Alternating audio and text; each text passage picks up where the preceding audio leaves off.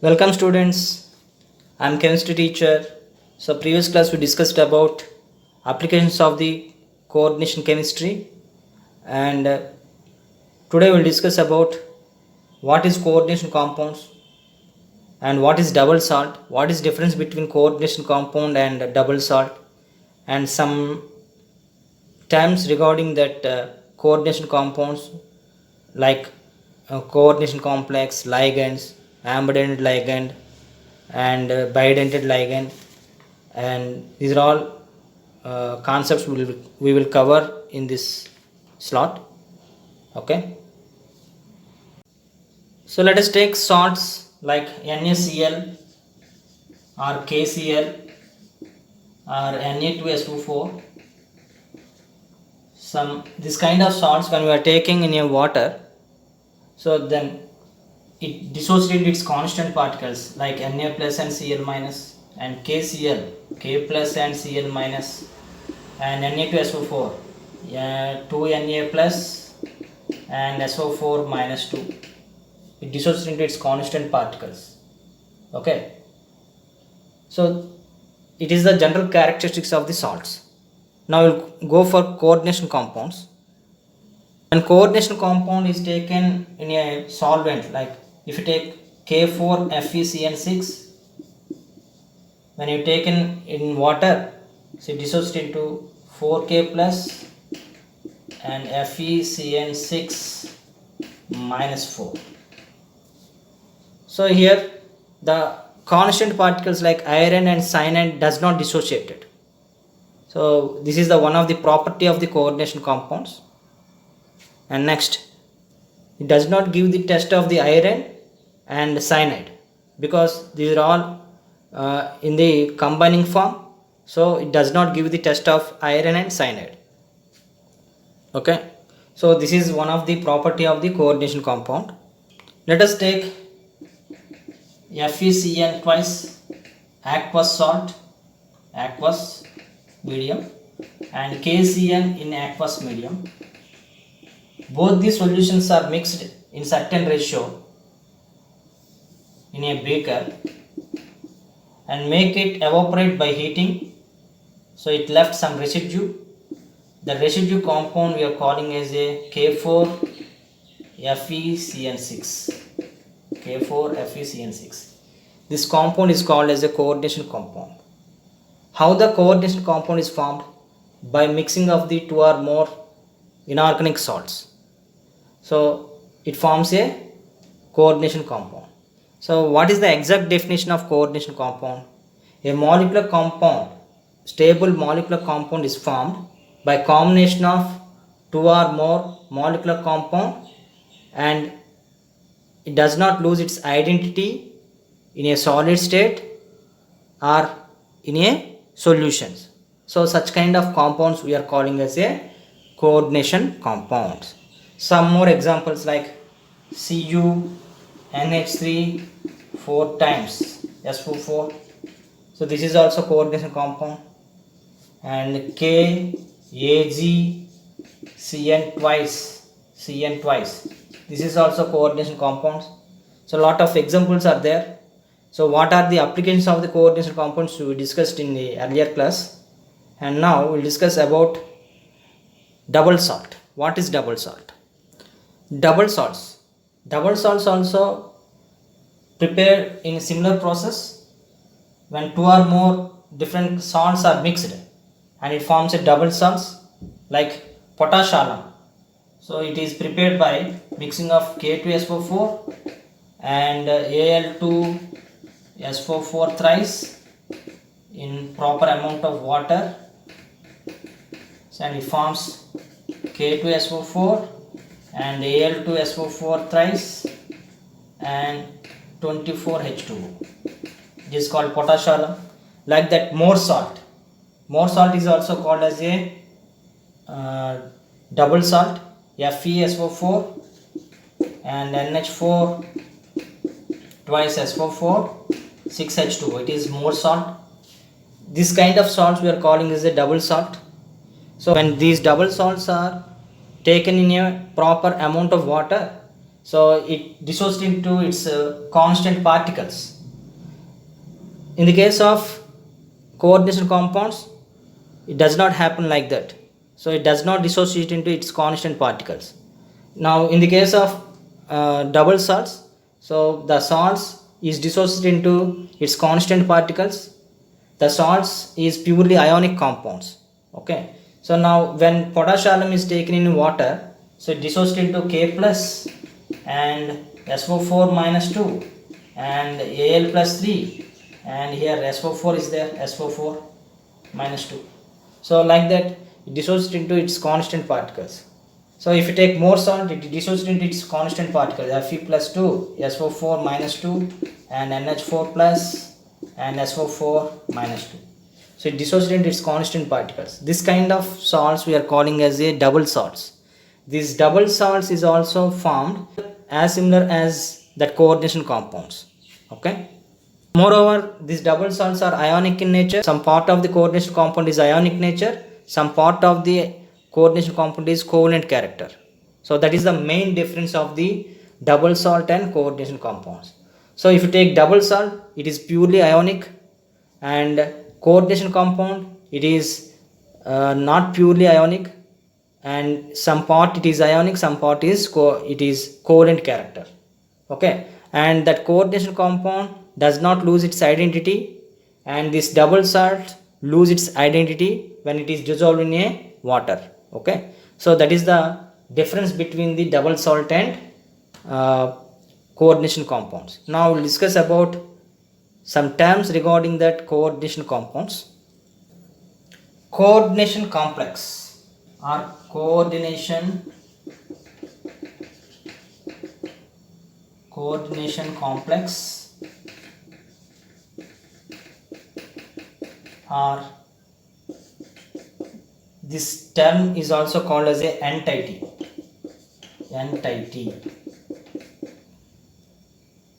So when we writing the formula of the coordination compound, some part we are kept in the square brackets.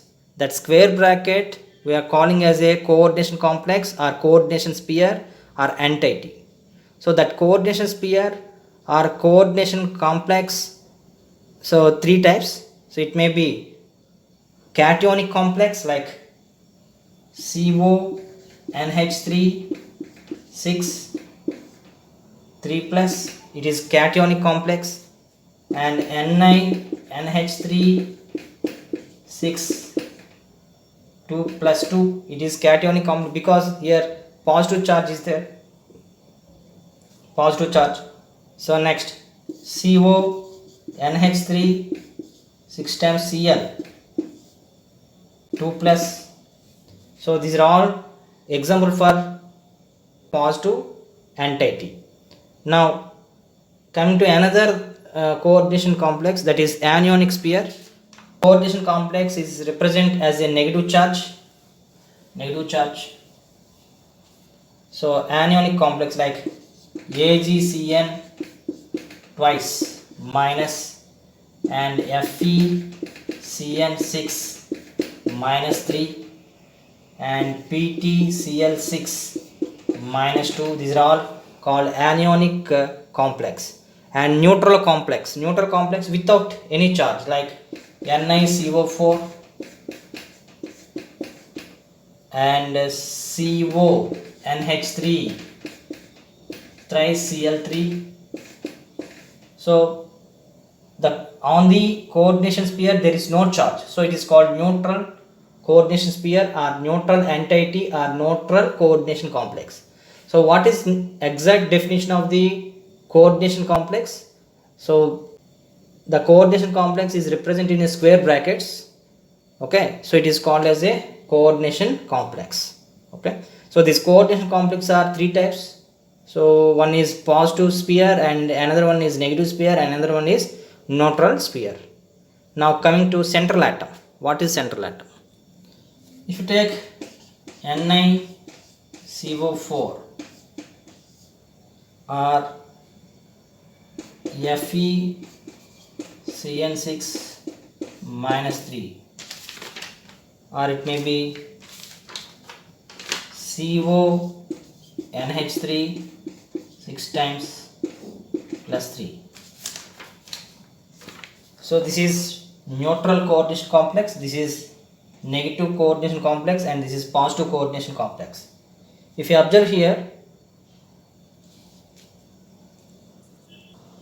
in the different types of coordination complex, the metal atom is surrounded by the number of molecules. So the metal atom which is surrounded by the number of molecules, so it is called as a central metal atom. Okay, so here central metal atom is nickel, and here central metal atom is iron, and here central metal atom is cobalt. Okay, so what is central metal atom? In the coordination complex, the metal atom which is surrounded by the number of molecules, so it is called as a central metal atom. Here nickel is surrounded by cobalt, and iron is surrounded by cyanide, and cobalt is surrounded by ammonia. So here central metal atom is, first case the central metal atom is nickel, second case the central metal atom is iron, and third case the central metal atom is cobalt. Okay, the central metal atom which accepts the electron pairs from these molecules. Okay, so now coming to ligands. What is ligands? The central metal atom which is surrounded by the number of molecules, the number of molecules we are calling as the ligands. Actually that ligands donates the pair of electrons to central metal atom. So that ligands is considered as a Lewis basis, and central metal atom is considered as a Lewis acid.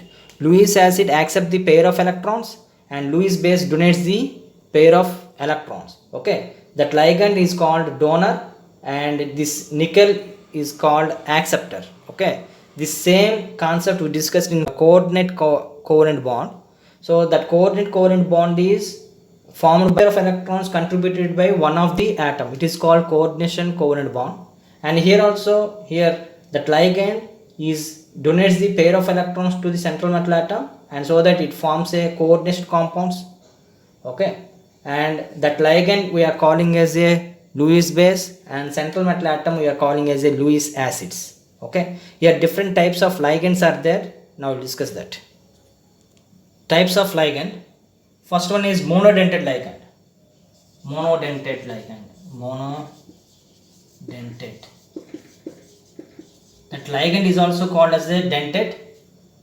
Okay, so here the ligand which donates one pair of electron to the central metal atom, that kind of ligand we are calling as a monodentate ligand. For example, if you take NH3, it can donate one pair of electron, and H2O, it can donate one pair of electron, and like that, if any ligand can donate one pair of electron to the central metal atom, such kind of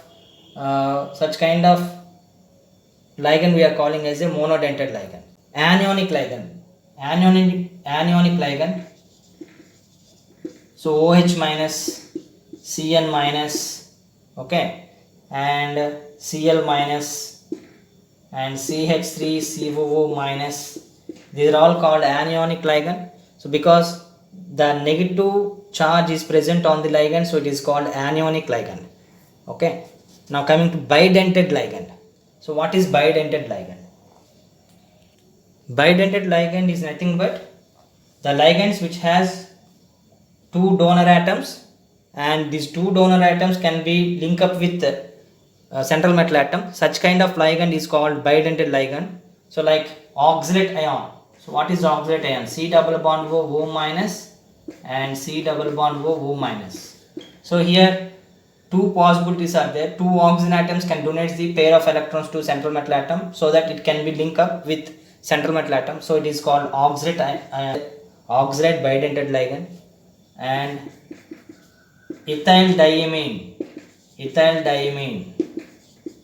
In the case of ethyl diamine, here two pair of electrons can donate the central metal atom, so it is also called as a bidentate ligand.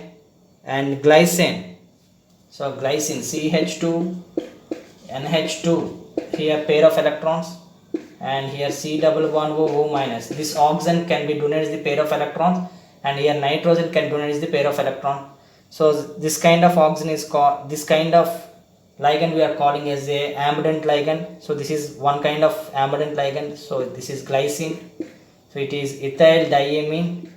We can differentiate like DN, and oxalate ion OX, and carbonate ion. So if you take carbonate ion, it is also bidentate ligand. It is also bidentate ligand. Okay, so it is bidentate ligand. So this kind of number of ligands are there. So these are all some kind of bidentate ligand. So oxalate ion, ethylene diamine, glycine, and carbonate. So these are all bidentate ligand. Now polydentate ligand.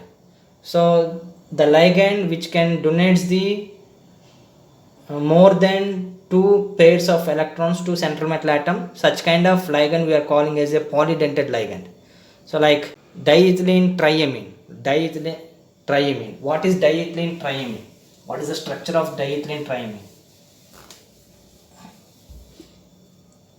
Now CH2 NH, and here CH2 NH2, and here NH2. So it is called diethylene triamine.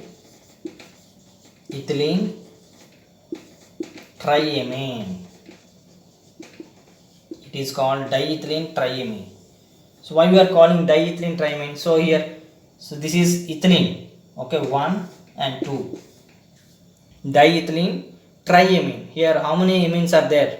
3 amines, 1, 2, 3. So diethylene triamine. So here how many number of atoms can donate the pair of electrons to the central atom? So this is 1 and 2 and 3. So it is called polydentate ligand.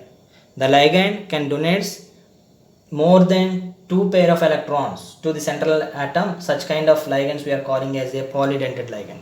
And EDTA. So we discussed in the applications of coordination chemistry. So EDTA, it is hexadentate ligand. So here EDTA can donate the 6 pair of electrons. Okay. So what is the structure of EDTA? We will discuss now.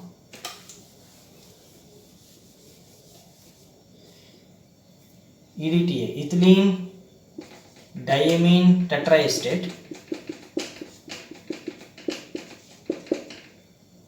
Ethylene diamine tetraestate. CH2 C double bond O minus, CH2 C double bond O minus, and like that CH2 C double bond O minus, and CH2 C double bond O minus. So here, so this nitrogen can donate 1 pair of electron, and this oxygen can donate the pair of electron, and here oxygen. So totally 6 atoms can donate the pair of electrons to the central metal atom. So it is called hexadentate ligand. Hexadentate means it can donate the 6 pair of electrons. Okay, so it is EDTA is called hexadentate ligand. So like that we can differentiate the ligands. Okay, and now coming to what is ambidentate ligand. So we'll discuss now ambidentate ligand. The ligand which has 2 or more atoms can donate the pair of electrons, but here only one atom has the opportunity to donate the pair of electrons to the central metal atom. Such kind of ligand we are calling as a ambidentate ligand, like Cn minus. Here carbon can donate the pair of electron and nitrogen can donate the pair of electron, but here only one atom can bond with central metal atom, like that SCN, thiocyanide. So sulfur can donate the pair of electron, nitrogen can donate the pair of electron. So such kind of ligand we are calling as a ambidentate ligand. So such kind of ligand we are calling as a ambidentate ligand. So what is the ambidentate ligand? Ambidentate ligand is nothing but the ligand which has 2 or more donor atoms, but only one atom has an opportunity to donate the pair of electrons to the central metal atom. Such kind of ligand we are calling as a ambidentate ligand. Okay, so we'll discuss about chelate ligand. So what is chelation? Chelation. Chelation. Chelation. Chelation means ring. When two or more donor atoms are present in a ligand, so these two or more donor atoms is donates the pair of electrons to the central metal atom and it form a bond.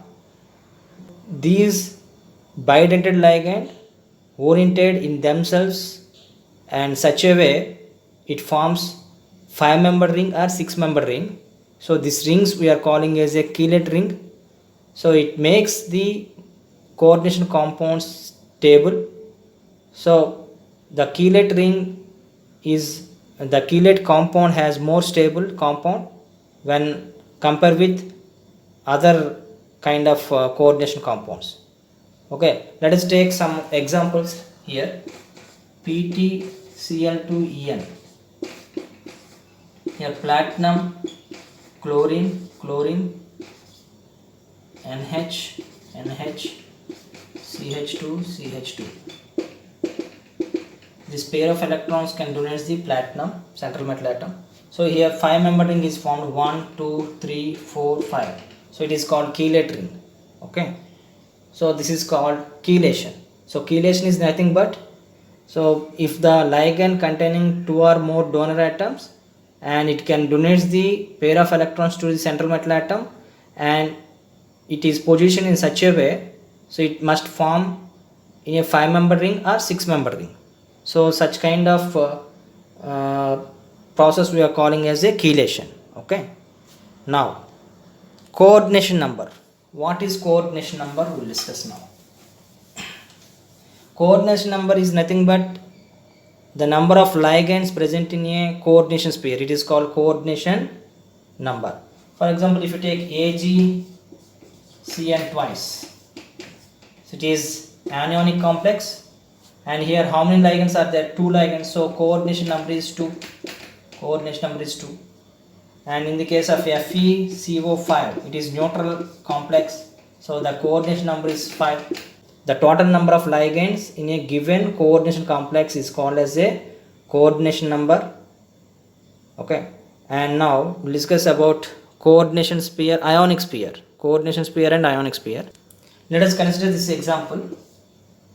So here coordination sphere is nothing but it is represented in square brackets like this, and outside of the coordination sphere, this sphere we are calling as a ionic sphere.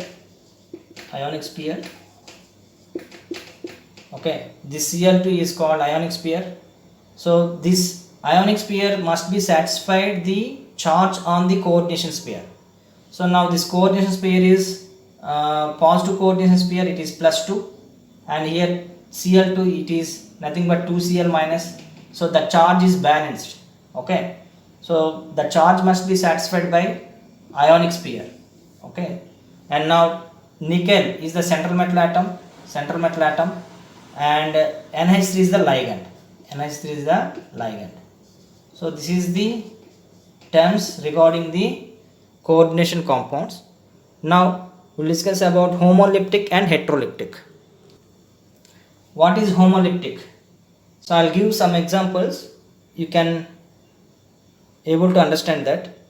So here homoleptic means Cu NH3 4 Cl2. Here same kind of ligands are there. So if the coordination sphere has same kind of ligands, that kind of sphere we are calling as a homoleptic complex. Okay, and now CO NH3 4 times Cl2, it is also homoleptic complex.